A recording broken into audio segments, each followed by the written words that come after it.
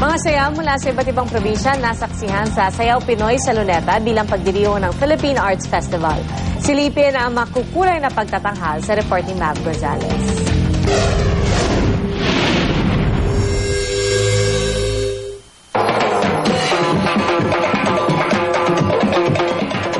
Sayaw na sa probinsya lang madalas mapanood, dinala sa Luneta Park kahapon.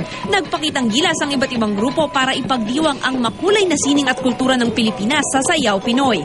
May mga banda, drum performers, higantes, at iba't ibang traditional dances gaya ng ati-atihan. Iikot sa 42 lugar sa buong Pilipinas ang Sayaw Pinoy ngayong buwan ng Pebrero bilang pagdiriwang ng Philippine Arts Festival. The Sayaw Pinoy is actually a celebration of talent, celebration of generosity, celebration of passion and commitment of the Filipino people. Dance has been doing a lot of good things for the Filipino people.